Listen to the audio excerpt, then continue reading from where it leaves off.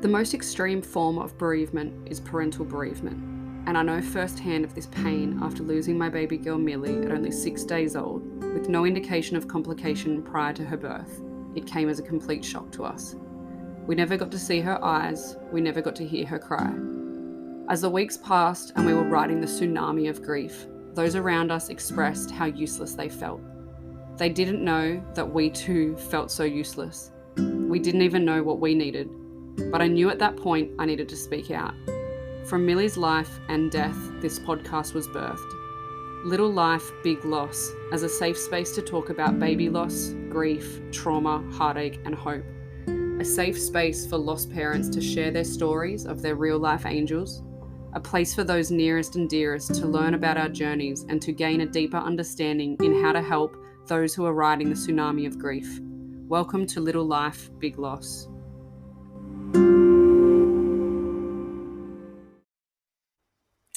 Hello. Hello. So welcome to episode, I think we're 11 or 12, of Little Life, Big Loss. And today I have a beautiful mama joining me. Her name is Collette, and she's going to be sharing her story of loss and heartache. And there's some beautiful hope at the end of it. I don't always know the full story of anyone, and I love to just kind of hear it as we go along. I love the authenticity of that. Obviously, as people are starting to fill forms in, I do get a little snippet of it, so I know a little bit of your story, but not the whole thing. I want to thank you for coming onto the podcast. I always feel so honoured and blessed, honestly, because it's such a sacred space and it's such a vulnerable story to share. And so thank you so much. I don't take it for granted. So we will dive right in. I always ask this question to start with. Obviously, the day we lose our babies, we change forever. And so who were you? Who was Collette before she lost her baby? Who was I? I was a nurse. So I had been nursing, for 7 years. Yep. Surgical nurse. So I worked on a surgical ward, not in the actual theatre space itself, but post-operatively. Yep. I was a midwife. Oh, wow. So, I had studied for a couple of years. I had started my grad position as a midwife, but I actually came out of midwifery before I had Amelia. Yeah. And went back to the surgical nursing. Yeah. I was a wife, Emma wife. Yeah. To Nathan. We met in high school together.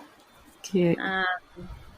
Sister, daughter, friend. Amateur interior designer, maybe. Love that. So that was kind of me. Yeah. What made you leave midwifery to go back to surgical? I found I liked a lot of the midwifery care. I did find it quite stressful at time. Yeah. And I found I got to a point that the stress outweighed the enjoyment. Yeah. And it was I was actually becoming quite anxious about going out. It led into having some panic attacks. So I made that decision to not work there anymore. And then, went back to the surgical area, which I loved. I loved that side of it as well. So, I felt quite disappointed in myself for having done the study and then not pursuing it.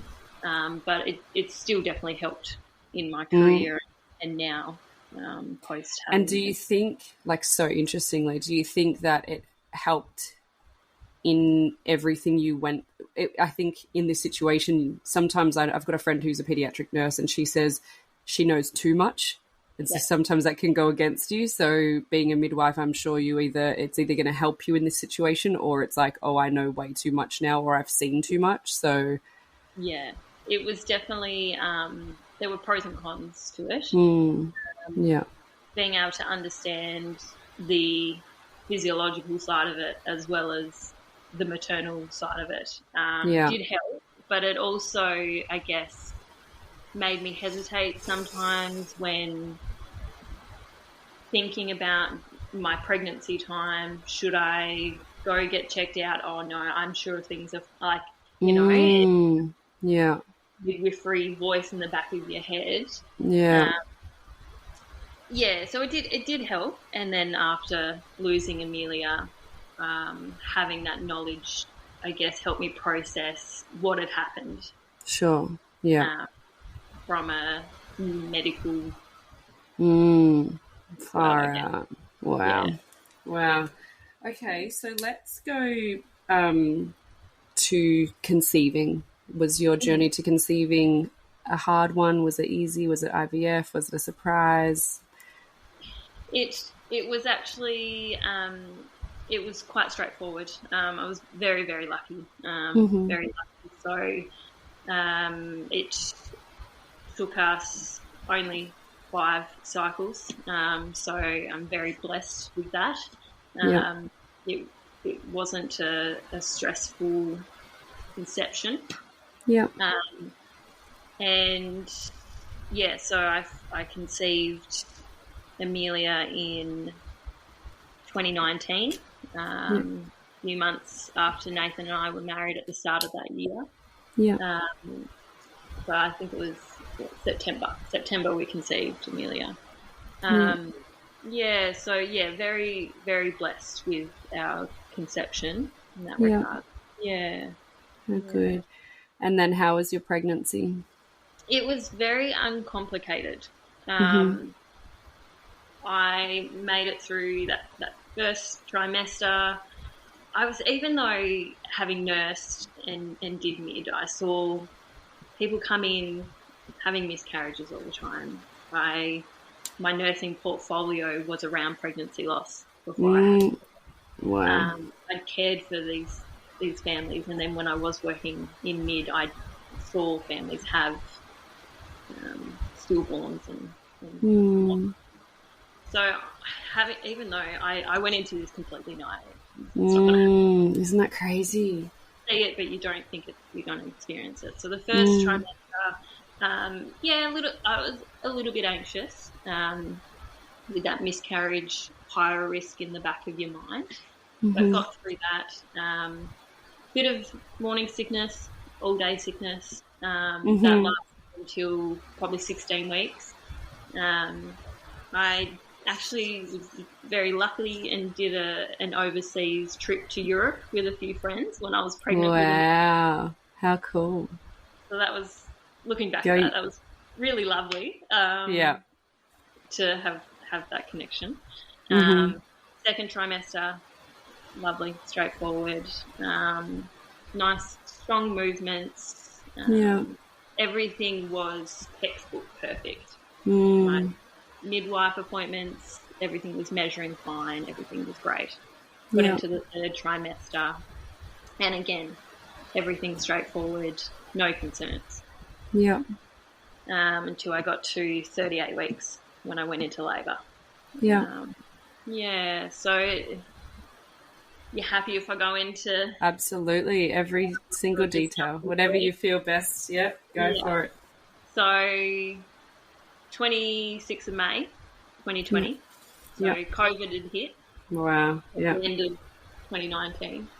And I ended up finishing up work around 32 weeks, it must have been. Because of working in the hospital, we weren't quite sure what COVID was, what the risk had for pregnant women. So, so I ended up coming away and having quite a few weeks. It was 6 weeks before I went into labour. I woke up at 2 o'clock in the morning on the 26th of May. Woke up, had some discomfort. Wasn't unusual towards, I guess, the end of the pregnancy. Went to the bathroom. By the time I came back into the bedroom, like, no, this is more than just discomfort. So contractions started going strong. Were you excited or scared or nervous? I mean, labour for me just scares the heck out of me. Yeah, I was very much like, oh, like you kind of, yeah, you mentally try and prepare yourself for that moment, but then when it starts, it's sort of like, I'm not ready for this. But I got no choice. It's coming. I remember waking Nathan up. I'm like, I think something's happening, and then pretty much like, yeah, walking around the room contracting. They were every couple of minutes on top of each other, strong. Popped into the shower. I think I was in there for probably a good hour. I said to Nathan, he's like, what do you want me to do? I said, I want you to eat something because I just don't know what's going to happen. Valid. I need you to have all the energy for me right now. So I'm in the shower. He's sitting there eating a sandwich. And then I said to him, by the time I got out, I said, I think I'm going to have to go in. I'd already rung the midwife at this point. I'm like, I think something's happening. And it was a midwife that I'd known from work and things. So yeah, like, all right, come on in. So this was around 4 a.m. by this point. Yeah. And so we got in. The way to the hospital from where we live, you come around down this steep hill.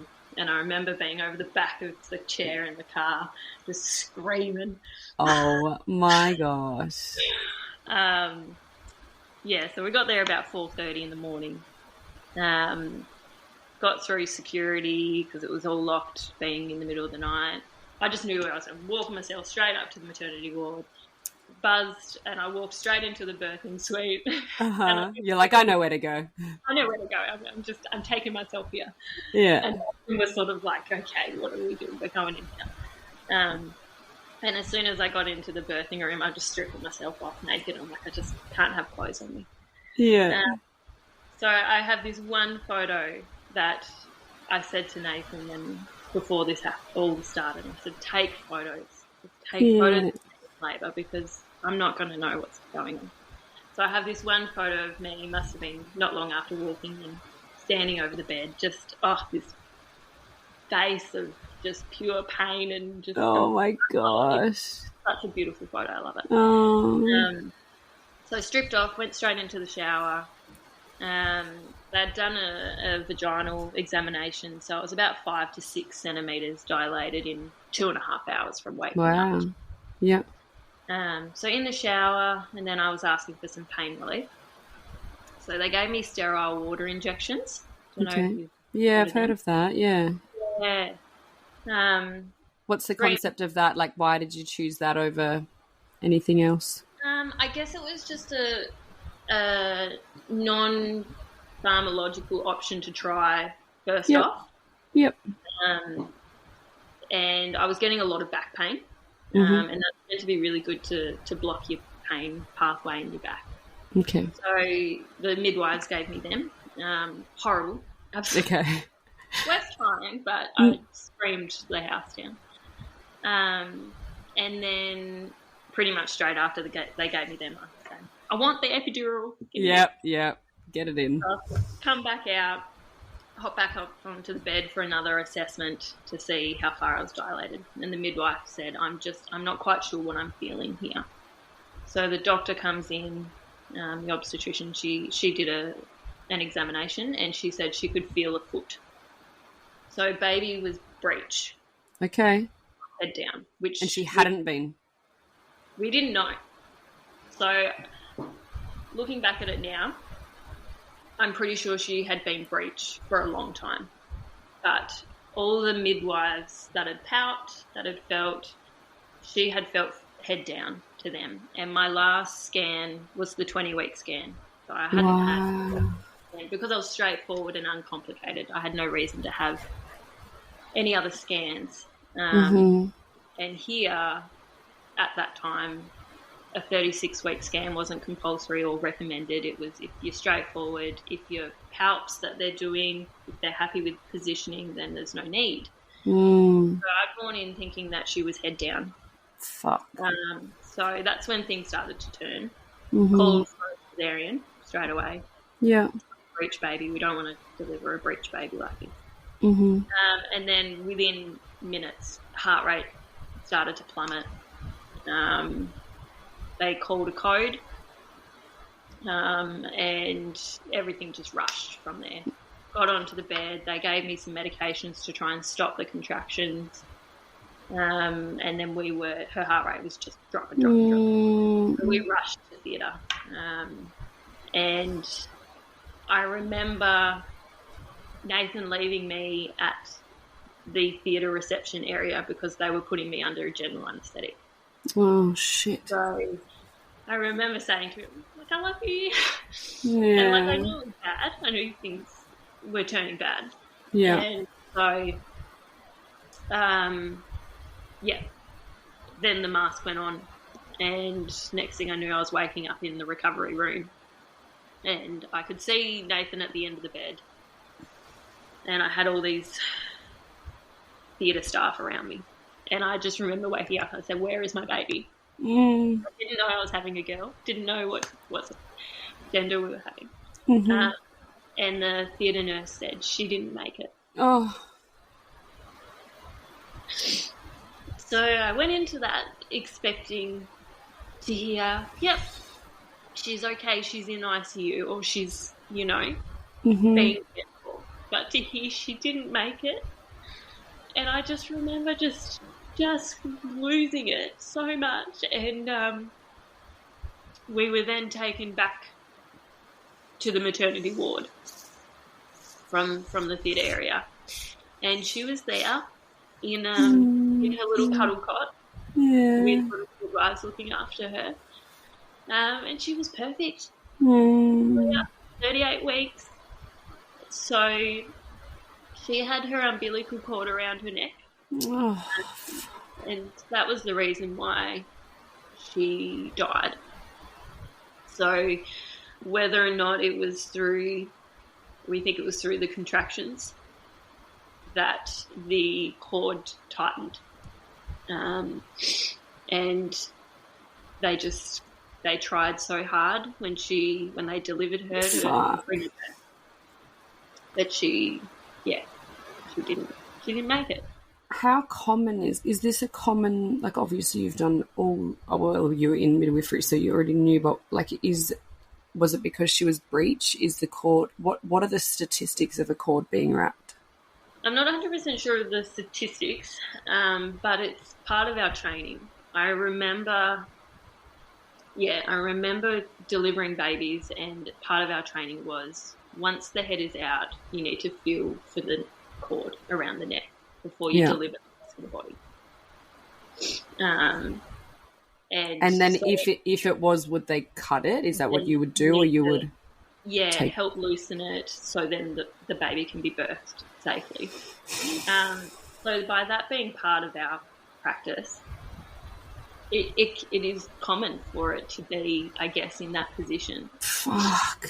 But whether or not it was perhaps, that she was breech, that she had just become so entangled at some point, and then with all the tightenings, the contractions, the labour itself, that's what took her to pass.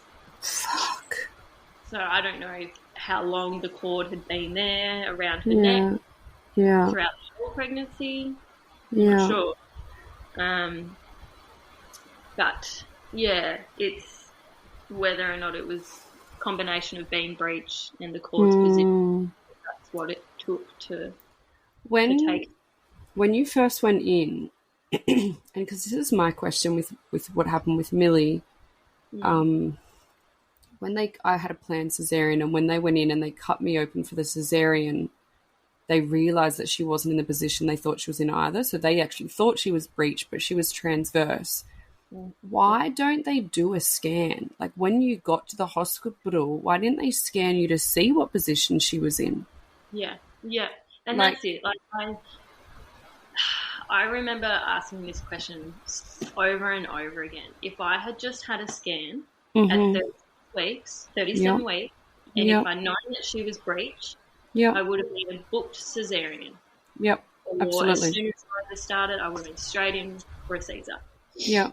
So I think there's perhaps a lot of conversation around trusting the midwifery practice, their skills of palpating a baby's position and being confident with that position that it's in. There's bedside scanners. They're there. They're there right. Got it. And also vaginal examinations, feeling for the head. Like it's part of our basic midwifery and obstetric skills. That's what we learn, and that's what we entrust in what we're feeling. So you would hope that if someone is feeling something that they're not sure about, then they make that decision to say, I'm not 100% sure what this position is. Let's do a scan. Because I guess most of the time they are in a safe position or their assessments are accurate and correct. But then I guess for those times that they're not accurate, why isn't a scan? You know, so Millie was breached my entire pregnancy, and every time I went in for a midwife appointment, because I did every appointment, every scan, everything, because I was so freaking scared. And often they would be trying to get her heartbeat or to do the measurement, and they'd be like, are you sure she's breached? I can feel her head down here. So the joke was always that she had a really hard bum. Yeah. Because I would question it. I'm like, maybe she's not. But I'm like, no, I just saw my OB yesterday. He definitely said she is. So he was doing the scans and the midwives were just feeling. But they always were telling me that she was head down, but she wasn't. And so and then when we went in and he went to cut me open for the Caesar, and I remember him saying, oh, she's breached, like I asked him later who he was speaking to, and he said the pediatrician. But I was like, she wasn't breached. She was transverse. And so it's always, and I questioned him in our follow-up, why don't you do a scan first? He says, I felt for where she was. And he goes, I just thought her leg, he thought he was going to cut me open, pull her foot out, and away we go. And it didn't happen. So, and so now thinking about that for you as well, I'm like, why, when you went in, why is that just not common practice? You come in, let's just scan it for the last time, see the position of the baby, and we know what we're working with straight away. There's no guessing game. Exactly. And that's it. I think back of that all the time. And I even remember at one point in Amelia's pregnancy questioning her position. Okay. Because I used to feel a really hard area here. So my uterus is a unicorbinate. So I have no right. I only have a left side uterus. Wow. So I remember at one point, I'm like, that just feels so solid. And she used to favour the left side. The side of the uterus I had. And I was like, I think she might be breached. I remember thinking that at one point. And I'm like, no, she's head down.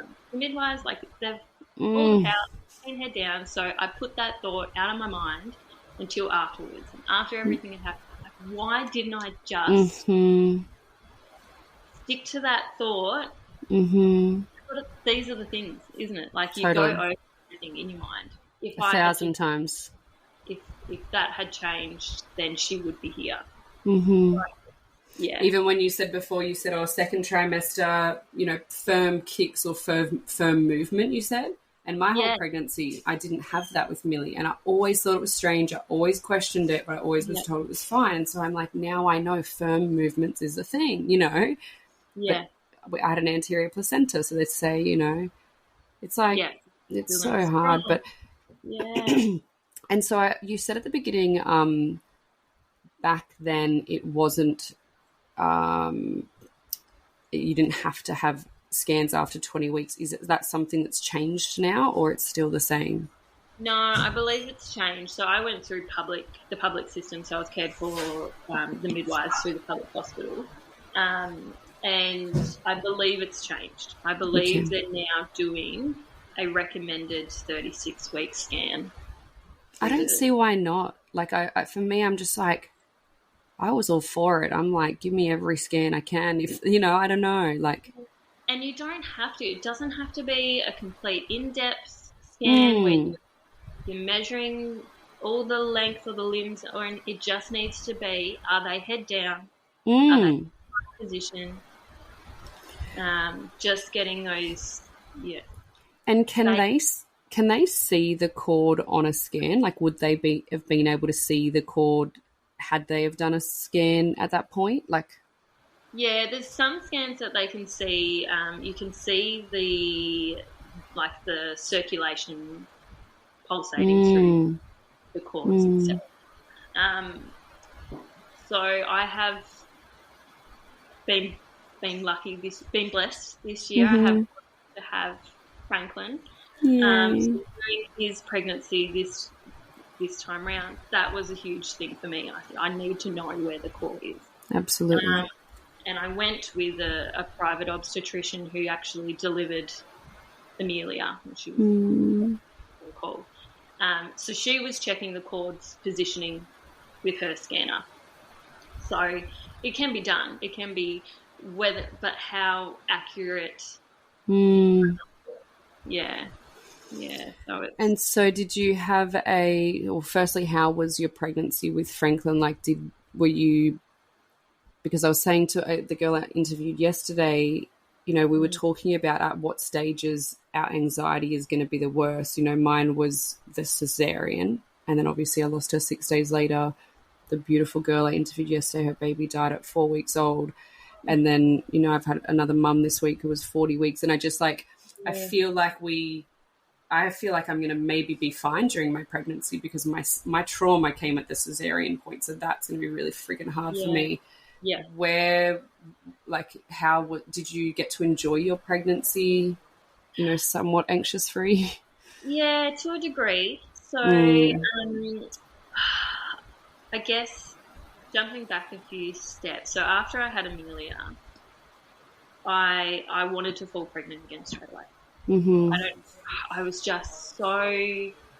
She was my first. I had all this love, and I was just so desperate to have another baby. Just to, you feel so empty, and this is the thing that you've been striving for, and to not bring a baby home to an empty nursery, to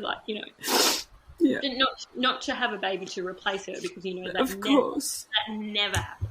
And it's to I just felt so empty. So I was trying. My husband and I had been trying these last 3 years to give Amelia a sibling. So I had 3 miscarriages in between them. Oh, fuck. So the first one was I found out I was pregnant Mother's Day weekend the year after Amelia. And then after her first birthday, it was a week later, I lost that one. And that was about 9 weeks. Yeah.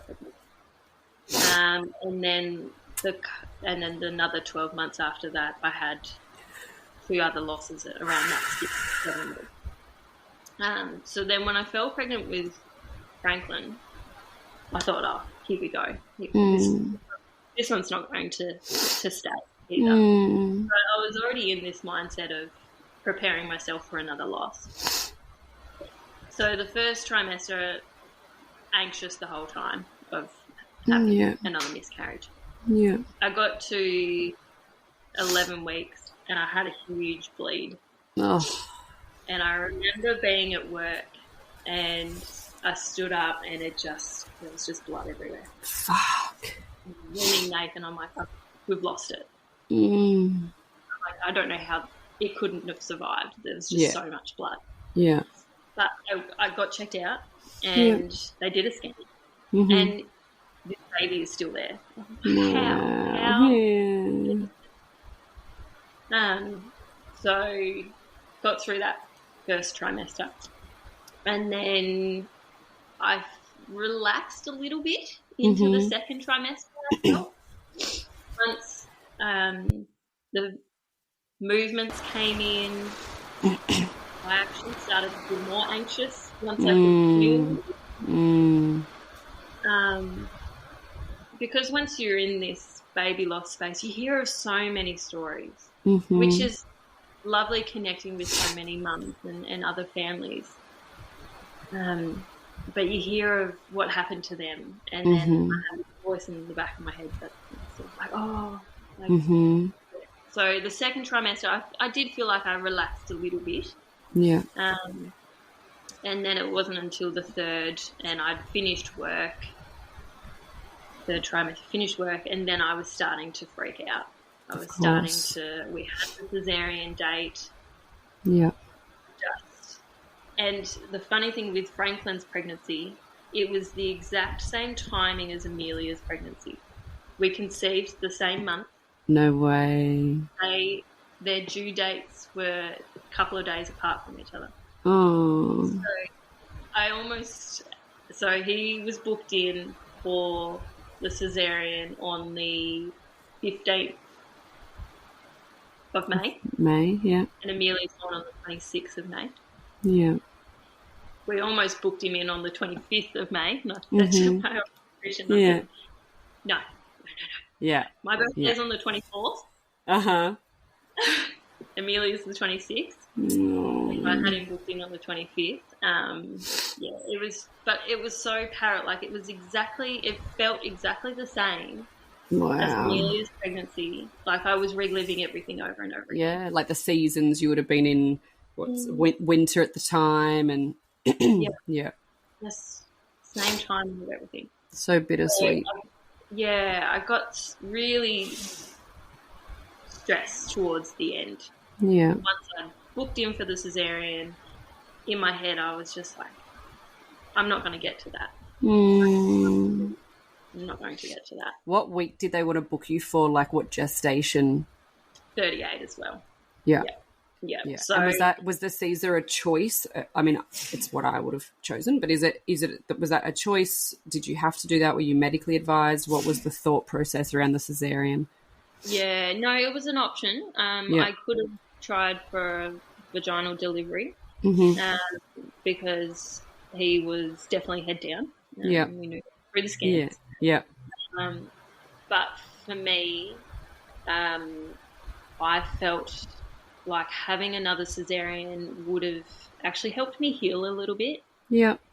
And also relieve some of the labour trauma. Absolutely. Yeah. I would have made the exact same. Yeah. Absolutely. Yeah. So coming up to the sorry, continue. Yeah. It came to I ended up going into labour early with him. So I was 37 weeks. So it was 5 days earlier than he was supposed to come. And I was in Bunnings with my husband. Did you have a sausage sandwich? I did not. I'm vegetarian. Perfect.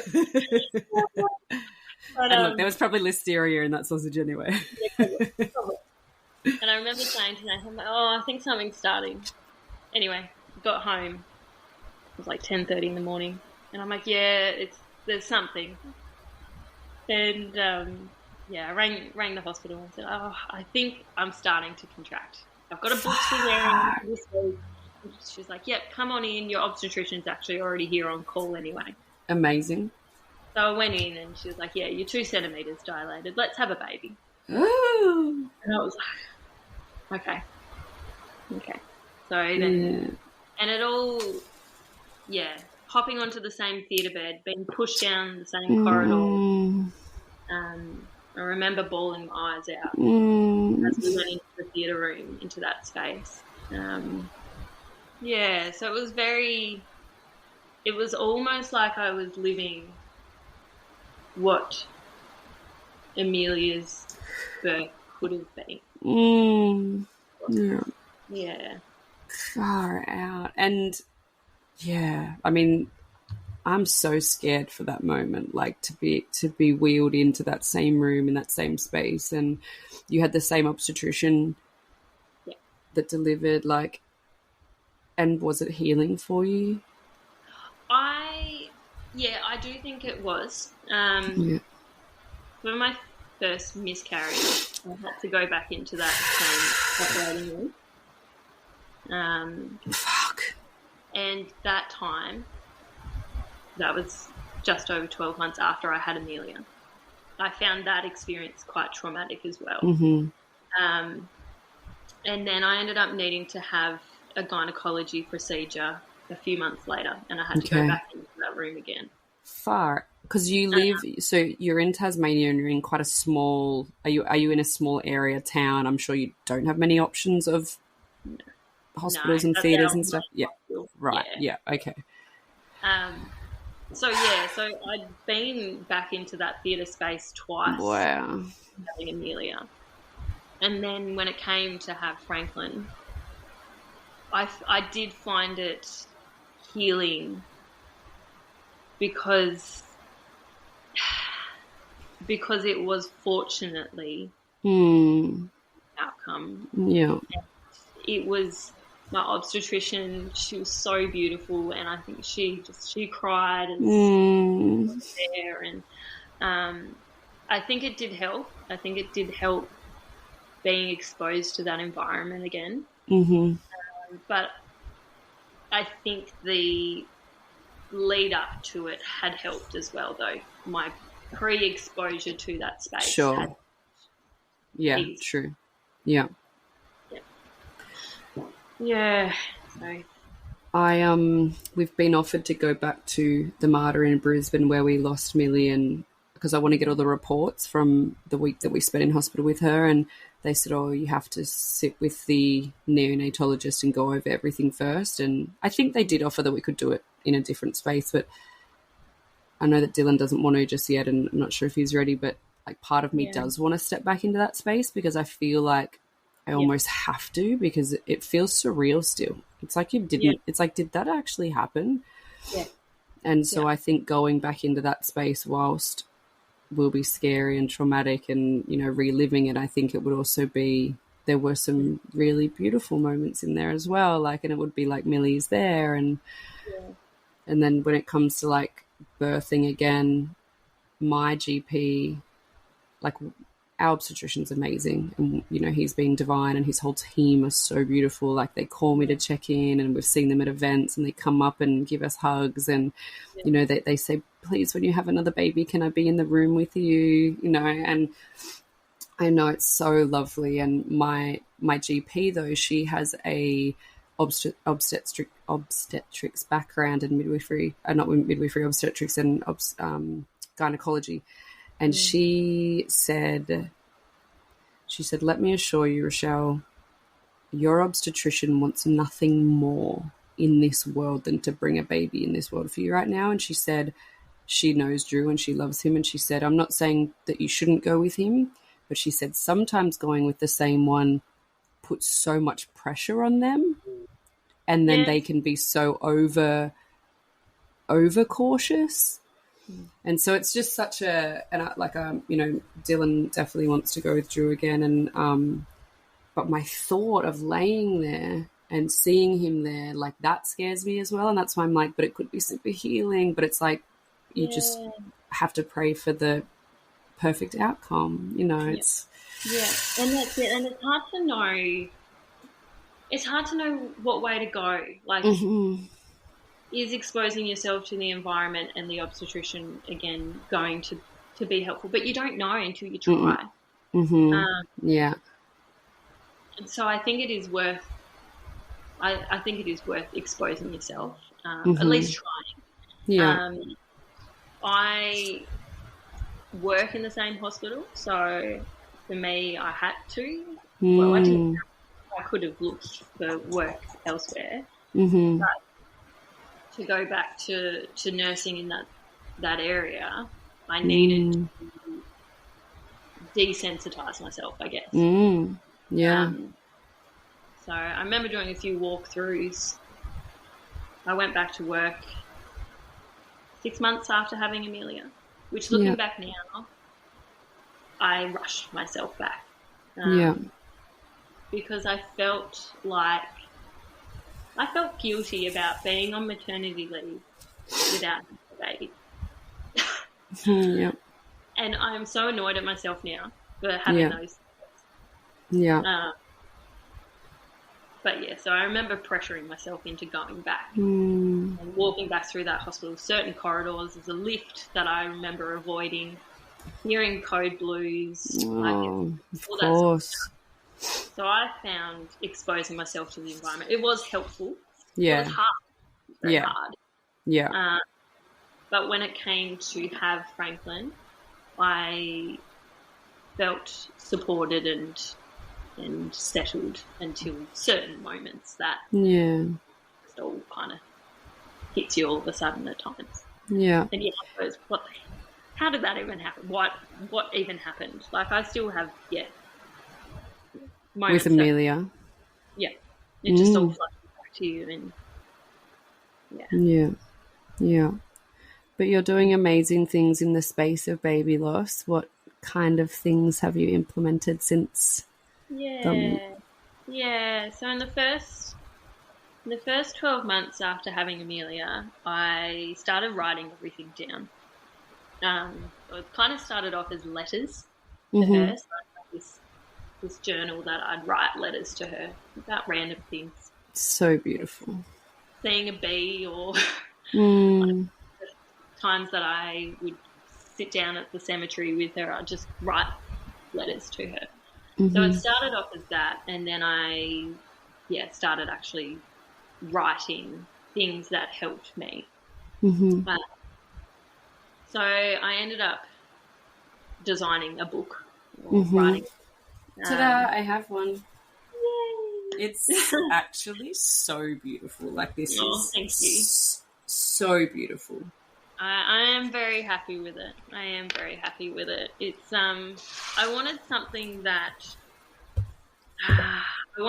people could pick up, have it on their coffee table because it looks nice. But pick up and just flick into any spot and start reading it. Yeah. They didn't have to go from start to end.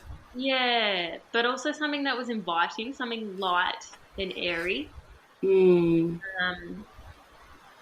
I just started writing everything down, everything that kind of helped me, and going through different things about, like, being home without a baby, my husband going back to work, me being at home. So yes, I wrote a book called Still a Birth, and got a lovely local artist to design the front cover.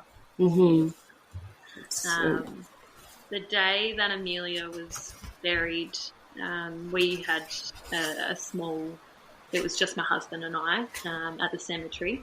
Yeah. And then at the same time, my family, my mum and my sister, my other sister was on the mainland at this time, they bought a whole heap of proteas, the native flower proteas. Yeah. And they were potting, so they potted one for all of us. So we all have an Amelia protea. So that's why the front cover features proteas and some native plants. It's so nice. How special.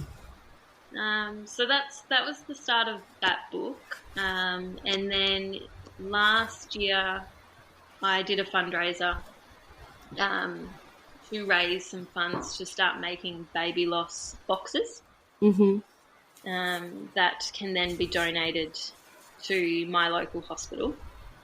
And the boxes to include things that are keepsake items, self-care items, things that can help, I guess my thought was to help the family feel like they were a little bit less alone. I remember after having Amelia, I just felt I wanted to find other people. I wanted to find others and talk to them about Amelia, and I just wanted to share and talk about their experiences and just have that openness with other families. Yeah. So I wanted these boxes to bring comfort to another family that was going through a loss. So I started designing these boxes and fundraising and donating them to the Launceston General Hospital.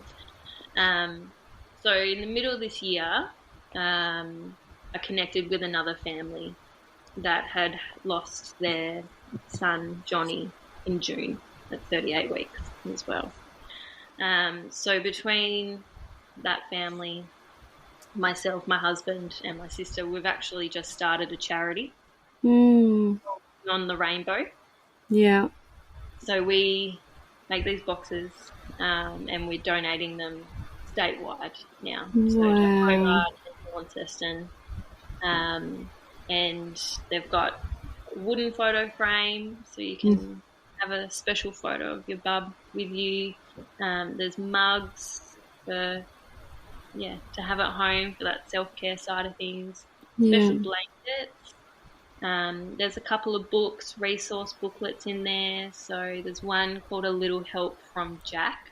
Yeah. And a friend of mine, Emily Judd, she so she's done this wonderful work around compiling resources. And a little crocheted swan. There's a baby loss journal in there as well that you can fill out through your milestones. And is that one? So I've spoken with Emily, so I think I've got A Little Help from Jack here. Yeah, that's it. Yeah. And then is this the baby? It's Forever in Our Hearts from... Oh, yes, you've got that one. Yeah, that's lovely as well, from Whitaker and Friends. Yeah. Yeah, I interviewed her this week. Yeah, she's beautiful. There's so many amazing resources. I love this. And so you're putting it all together in a box and getting them all around Tasmania. Yeah. Do you guys have precious wings there? We don't. Oh, actually do we? Oh, we might do. Yeah.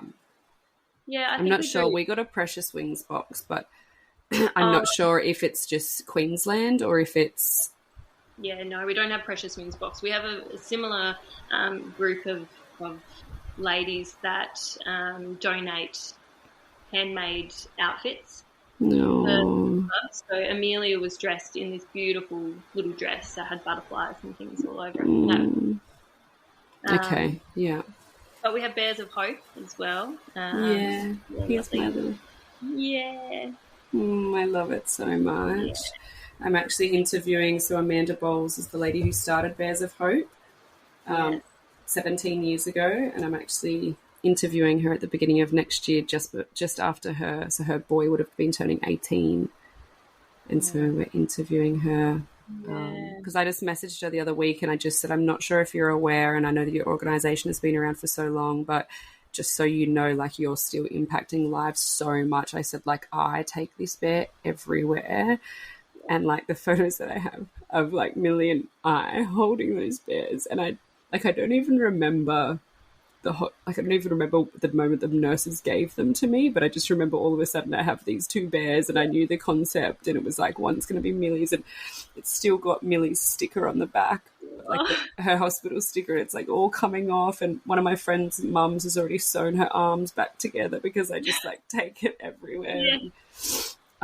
I'm like, it's just the most beautiful concept ever. Everywhere I always have it in my handbag, and people would be like, oh, cute teddy, and I'm like, thanks, like, you know, and no one ever asks why I'm carrying around a teddy bear, and I'm a 37-year-old woman, but, you know, I'm sure they just think it's my child. It is my child's, but you know what I mean? It's like, but it's just such a beautiful concept. So I messaged her and said, thank you so much. Like, I just want you to remember that even 17 years on, your organisation is having such an amazing impact. And, we were chatting, and she said, actually, I had already heard your story. Somebody else told me about you, and then we had a mutual friend, and yada, yada. So...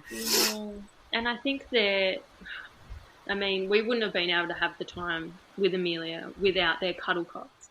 So the cuddle cot we had donated through and raised through Bears of Hope. Was it? Okay. Yeah, we wouldn't have been able to spend the couple of days that we had with Amelia without that. Like, it's so. And you'd assume most you'd assume every hospital has one, but it's not the case. No, and that's it. And to the thought of, like, you're in that time, you're in that moment, and it hits you that you've literally got such a small window to create a lifetime of memories. And so what things did you do? Are there things that you wish you did, or are there things you're so grateful for? How much time did you spend with her? Yeah, so we had just under 2 days, under 2 days with her, and we gave her a bath. We took ink prints of her hands and her feet, of her hair. And we had family. We had family come in and meet her and spend time with her and cuddle her. And looking back at it now, we had our experience with Amelia was a beautiful time. It was. I'm very grateful with the midwives that we had that. Because you don't think, okay, what should I be doing? No, you have no idea what to do. No. Yeah, you weren't expecting it. Exactly. So I was grateful for the midwife that I had that said, look, these are the things that we can do. Okay. We had heartfelt come in, beautiful photos. Yeah. It felt very hard at the time to take these photos and just felt very strange, but they are the best thing I have. Me too. I think looking back, just things like reading her a story. So this is one thing that I talked to the lovely Emily Judd about, and Emily's organised some books to be donated to our local hospital to be kept for families to then read or have the option to read a book to your mum. So something like that. Something that you to be able to hold them and read a beautiful story to. So that's so beautiful. And I remember having a good friend of mine had crocheted a blanket, so she had this blanket with her most of the time, and the bear from Bear's. So those things, I found myself taking them to bed with me every night. Yeah. And you just clinging on to them. Yeah. Yeah. So, yeah, and I know that a lot of midwives are starting to listen to the podcast, and people are sharing it. And Dylan and I were interviewed by a midwife last week for a group of midwives, and to share our story. And so I love hearing what things helped in that moment. And I think the biggest thing that keeps coming up is, we don't know what to do in that time. We have no idea. And as I said, I don't even remember the conversations that were had, but we were offered heartfelt. And I remember they said, it might feel weird, but I'm going to invite them in. And if at any time you feel uncomfortable, we can send them away. And they are the most precious things I have. I message my photographer all the time. I've become really good friends with her. I'm like, I just can't thank you enough. And she's always like, thank you so much for your feedback. She said, I never really hear from families whether how they were perceived or received. And I'm like, I just adore them. And like the handprints and the footprints and the hair, the lock of hair. And we didn't do those things ourselves. We freaked out because, again, you think you're taking your baby home and you're not going to expect that they're going to pass away. And then we got told the Thursday morning, today's your last day. And if we don't do it in a gentle, guided way, it's going to happen in a pretty horrific way. So we were guided so beautifully through our day. Again, we did have a stunning experience for that last day. But then once she passed, we got so scared that we left about an hour later. And then when I hear stories like yourself where you spent these beautiful days with her once they had passed, I'm like, part of me is like, I wish I stayed longer.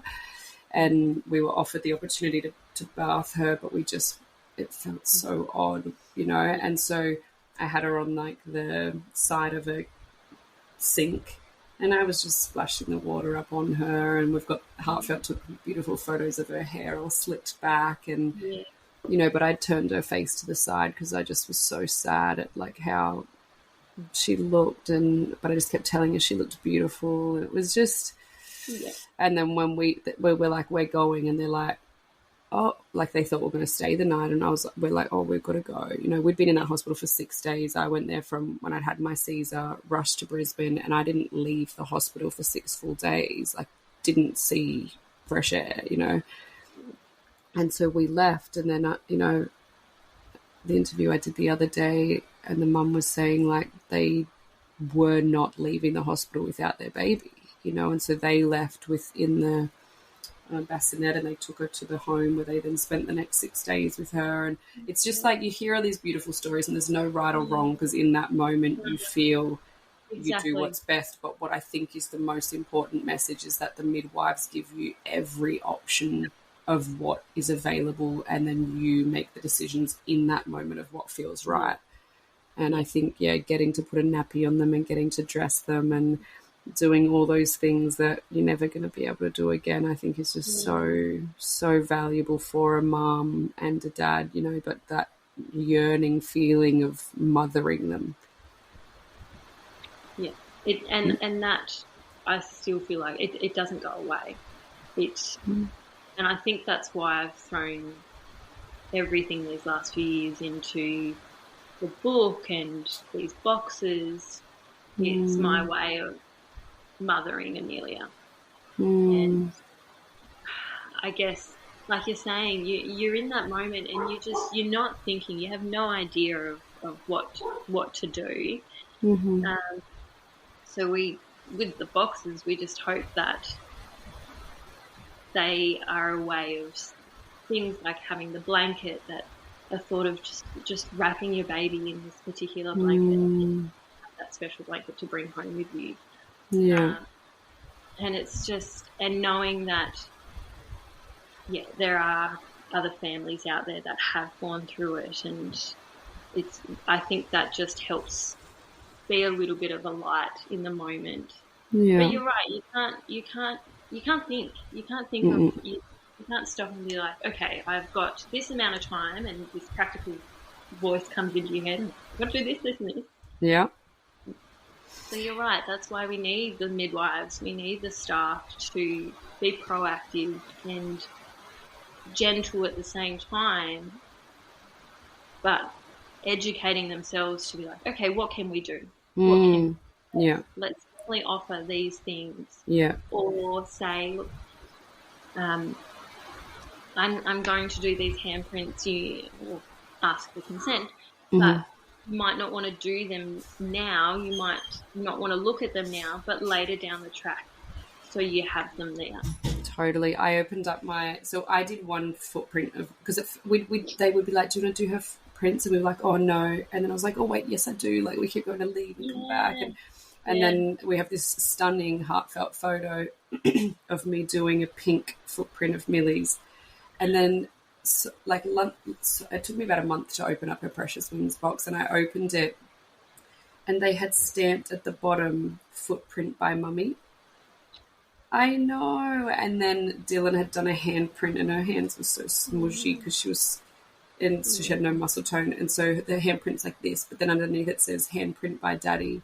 And just having that little piece of cardboard, knowing we took those prints and then they went on and did a heap of other ones after, is just so nice. Like the boxes you're making will make the biggest impact, because like I'm looking at my Precious Wings box right now and I can see all the footprints on top, and I know that I can open it, and inside the box they had put things like not just her tags, like she was wrapped in bandages because she had 4 broken limbs, and so all of her bandages were in the box.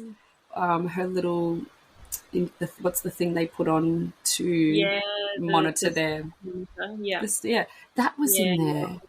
Like all those that just brought back all those memories, bittersweet, like awful, but so beautiful. And, so I just, and it was just like, wow, that's really thoughtful. And I can go back into that moment and think of her wearing that little piece of jewelry. Yeah, it is. Yeah, I remember the first few weeks after having Amelia, so her hands were quite, smudgy. So we were able to get one hand and her 2 feet. So my husband and I, we ended up getting tattoos. I have her foot. So beautiful. My wrist the right way. And he ended up getting her hand on his hand. Oh, I love that.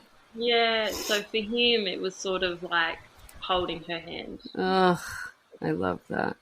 we must have copied you because we just got tattoos this week as well. Yes. But we did the opposite. So Dylan got her feet on his ribs, and I got her hands under here. Oh, lovely. Yeah. I know.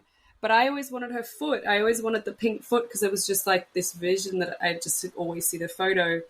And I said, oh, her hands were smoochy. And then when I opened the box, I was like, oh, there's like other ones of her hands. So when we left, the nurses did say, did you want more prints? And we said yes. So obviously we were too scared to open her fingers and make it.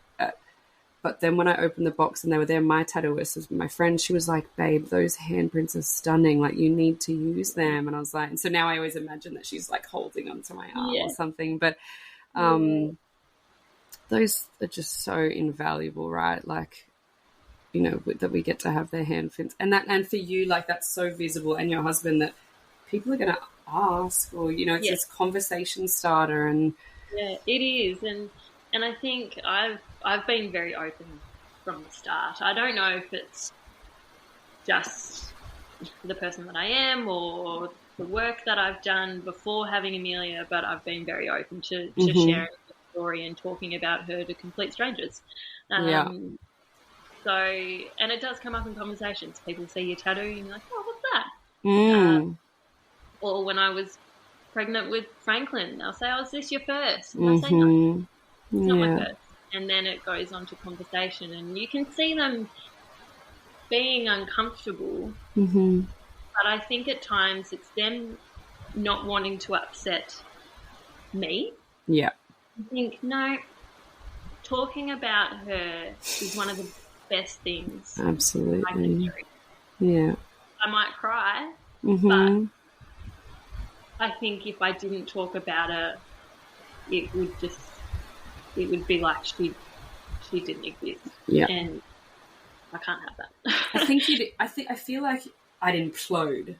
Like, it's just like constantly you just want to verbalize their name all the time. Like, how could you not?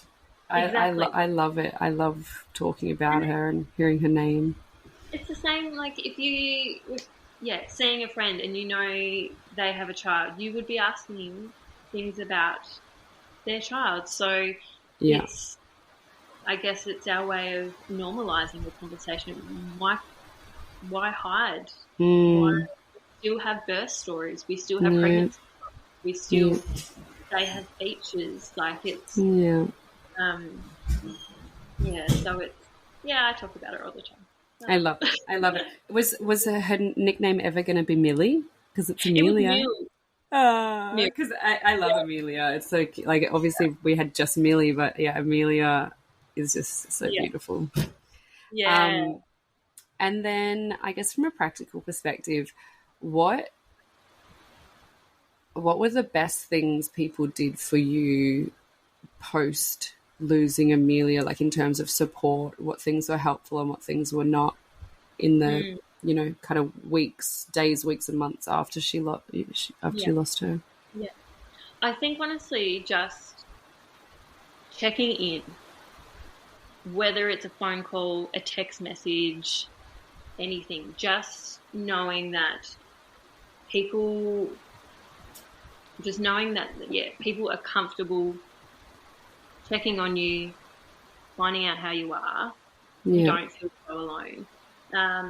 My family, for example, they would send me a message every morning. My mum would send me a message every morning. My sister would. And even if it was just a good morning or a morning with a little kiss for news.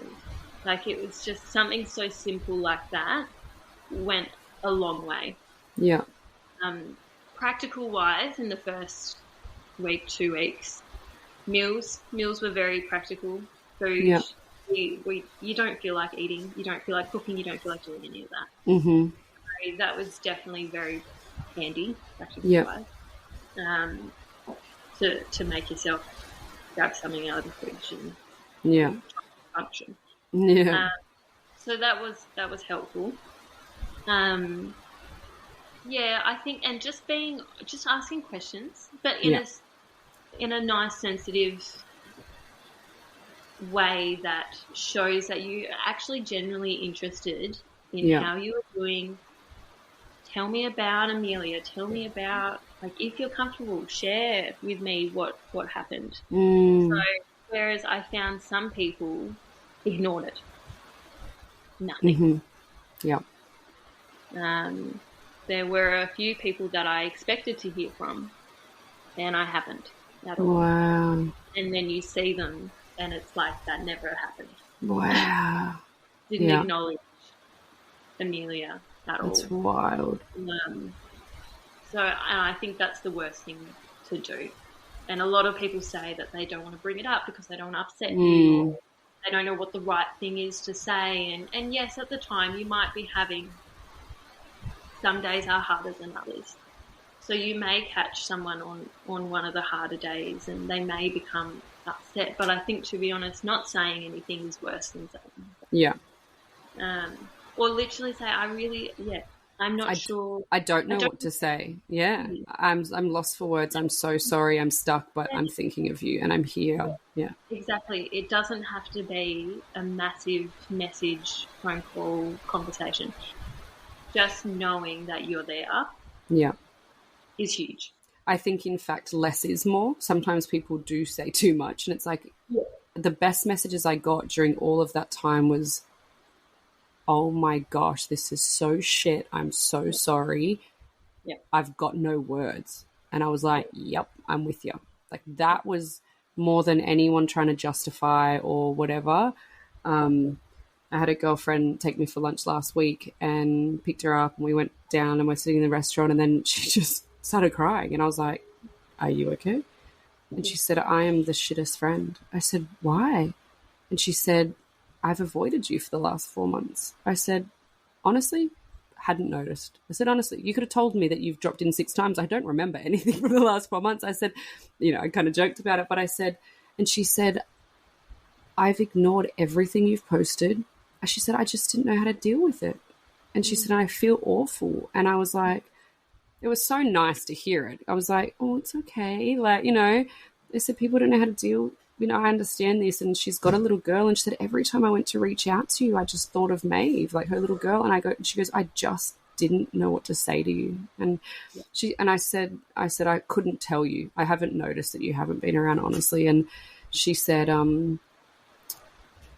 I reached out to you a couple of times and said, if you need anything, let me know. She said, but they were empty messages because I didn't mean it, and I really hoped you didn't because I didn't know what to do. And it was actually so nice that she addressed it, to be fair, and she just kept, and then she messaged me later, I'm so sorry for crying. And I was like, but I said, you know what? This is better. It's been 4 months and a lot of people have dropped off. And now 4 months later, you've taken me for a nice boozy lunch and, and you've wined and dined me and we're good, so I think that's a massive thing as well. Like the help we got in the beginning was phenomenal. Our house was busy, which is what we wanted. People would walk in, start vacuuming my floors, packing my dishwasher, putting food in front of me, and that's what we needed because I wasn't doing any of that.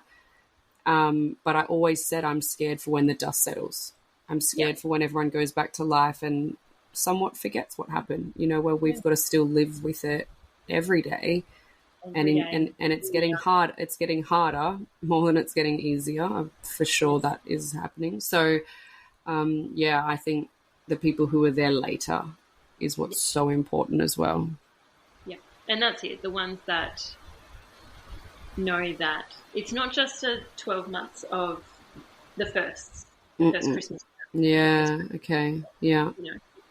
It's for the rest of your life that you don't have them here. You're missing out on everything that they would have been doing. Yeah. And so it is. You're right. It's the friends and families that come back after the dust has settled and do still continue to check in with you. Because for us, it's not going away. No. It changes. It's changing. It gets different. But everyone's different as well. That's the thing. That's right. I found Amelia's birthday this year, the hardest one. Really? Harder than a first, harder than a second, and I don't know if it was because of having Franklin. He looked so much like her when he was born. And it was like with his pregnancy, when I had him, it was like I was living that postpartum phase of what I should have been having with her. But I was standing next to her grave holding him. Fuck. And he looked exactly like her. And I just remember going back to the day that we buried her. This tiny coffin being lowered into that ground, and I'm standing there with him. And it was just like what the moment. And realising that it hits you every now and then. Yeah. I remember seeing this little girl at a cafe, and she might have been about 3 or 4. And I remember just looking at her, and I'm like, that's what I picture Amelia to look like at this age. Just the way that she had her hair, her eyes, just everything. And then it's these moments just pop up. Yeah. So I think the ways that people can help you, it's familiarising yourself. If you don't know what to say, do some research. Have a look around. Listen to podcasts. Read books. Yeah. Be open to your friends and literally say, I don't know what to say, but I'm going to say something.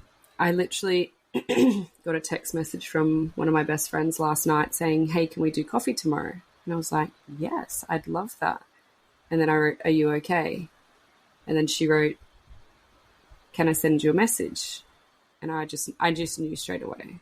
And because she's smart enough that she does do research, so she knew that this was the right way to do it. And so she's pregnant, and I just sobbed, obviously, but more with just so much gratitude for such a friend, such a beautiful friend that knew the right way to do it. Do you know what I mean? Like, you know, she's my best friend, and she just said, like, I just have wanted to tell you for weeks, but I didn't know how, and it feels so wrong that Millie's not here, and, you know, just all the things. And you know, and then we went for breakfast this morning, and it was beautiful, and there's lots to go with that whole scenario. But she's the kind of person that would have researched and gone, okay, what is the right way for me to address this? She didn't tell me in a cafe in public, because that's not the right way to tell a friend that you're pregnant who's just lost their baby or has had miscarriages or infertility. Like, the right way is exactly what she did. Hey, let's catch up tomorrow. By the way, I do need to tell you something. And the words she wrote were so beautiful. It's like, I wanted to tell you this way so you can sit with it in private before we meet up. And if you need to postpone tomorrow, that's fine. Like, and I was just like, my word, I love you. You're such a good person, you know. And but yeah, that's exactly right.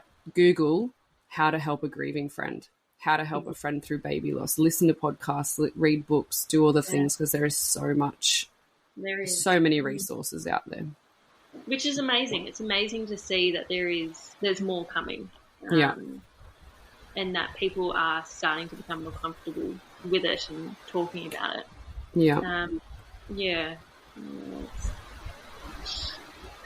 And I remember thinking, through those years between since having Amelia and trying to fall pregnant again, and then having the early losses and seeing friends fall pregnant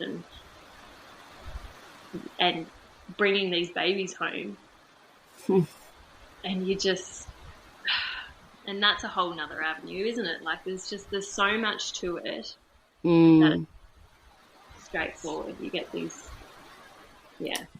I had a girl that I was going to interview this week, and she messaged me and she said, I just need to postpone. I'm just not in the space at the moment. And so she's got a 12-week-old baby, and she just said, she's just having a massive grief bomb, you know, like it, and it's like, fuck, it just would open up a whole other level of complexity.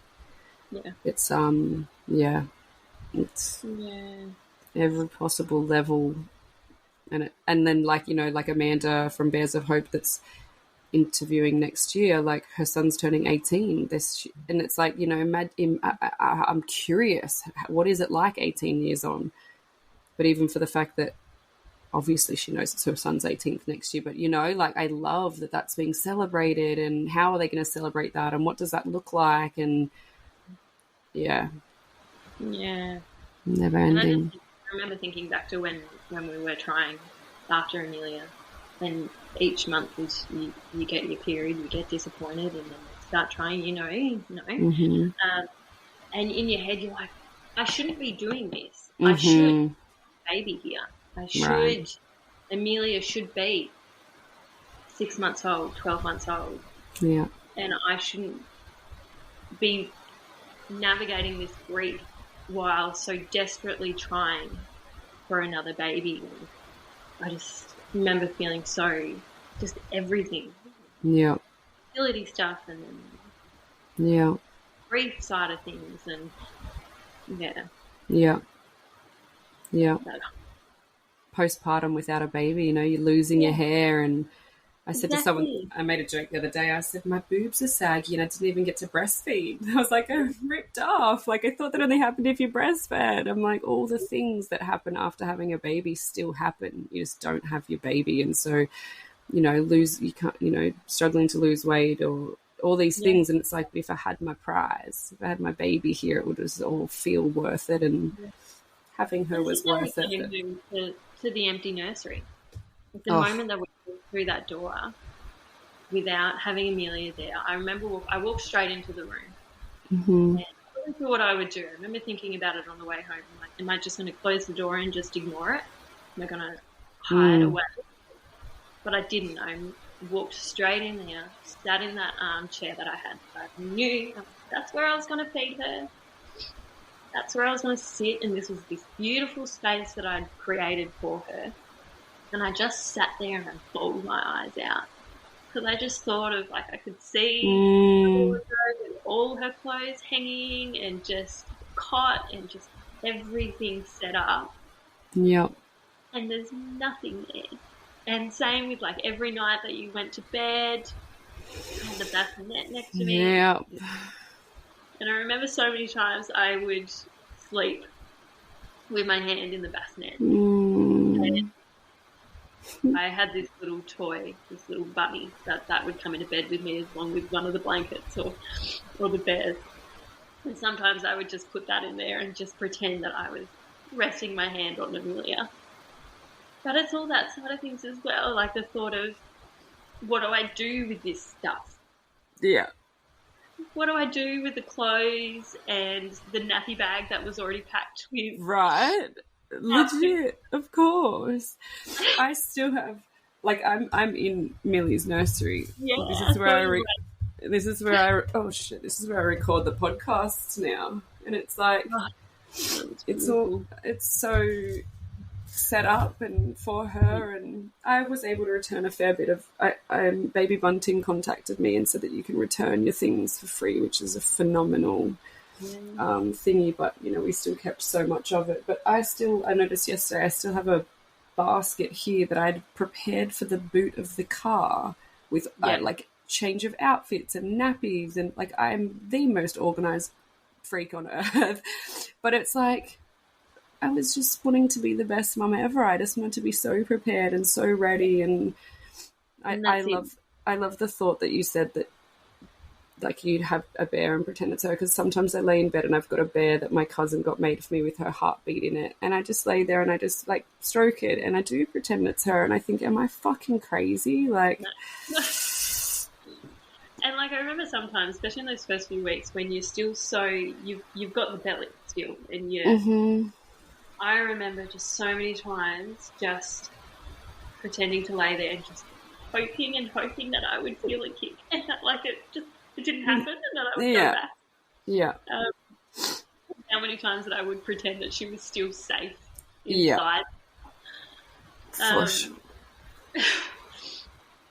But I don't think anything that you do after this is crazy, or like it's, you got to do what you got to do to help the process. I think we do those things so that we don't go crazy. Like that's what.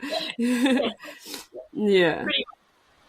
And I found, like, with her room, I kept it very much the same for a long time, and then I ended up caring for my nephew, who was 6 months older than Amelia. So I'd care for him every second Saturday. So I changed the room as Amelia would have grown.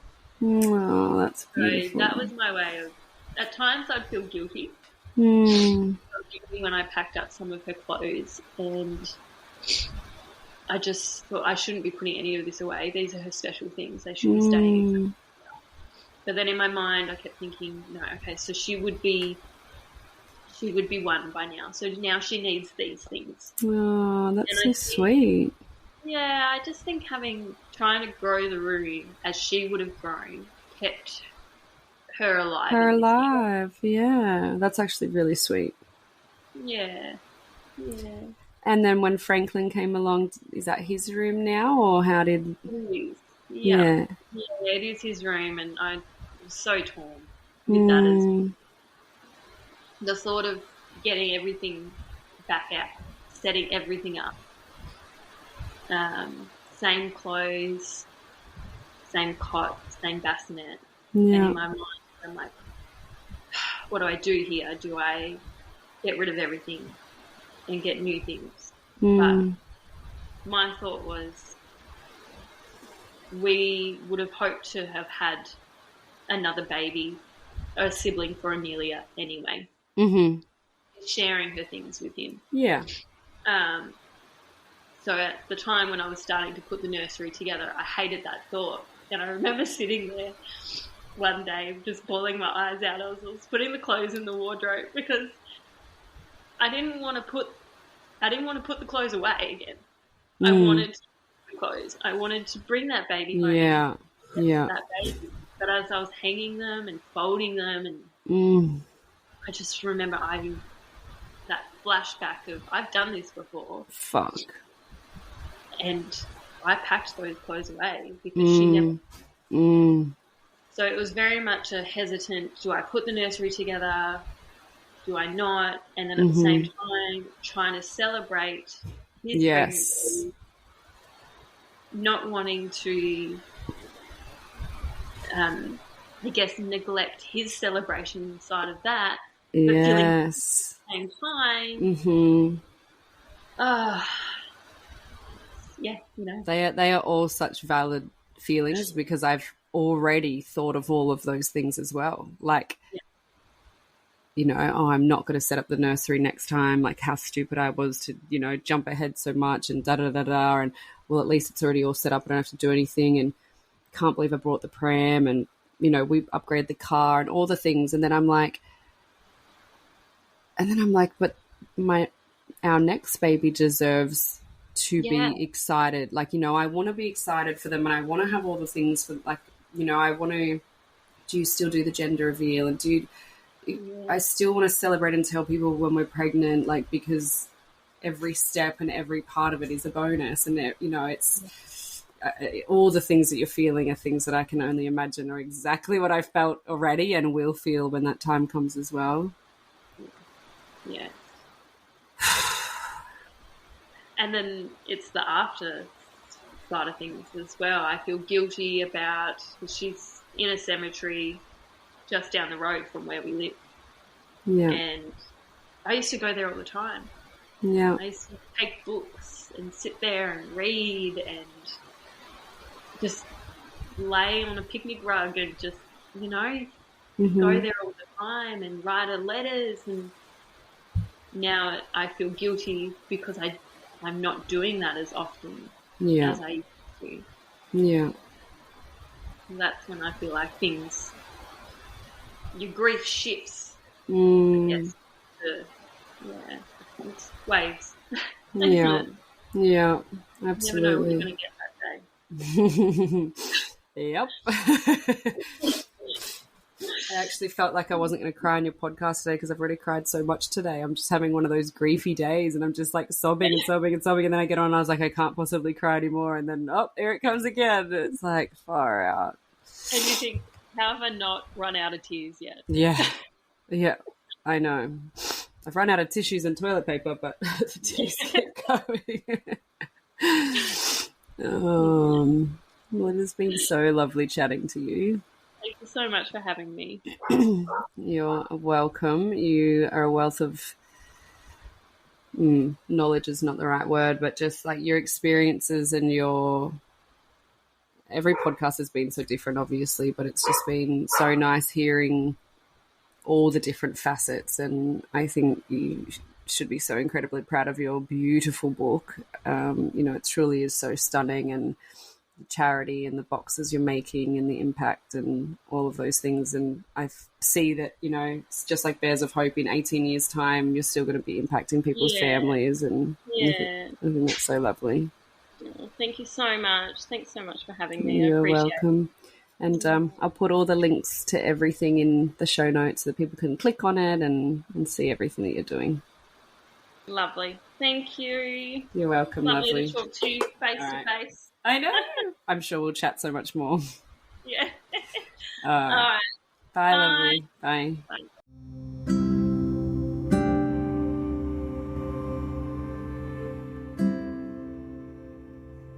Thank you for listening to Little Life, Big Loss.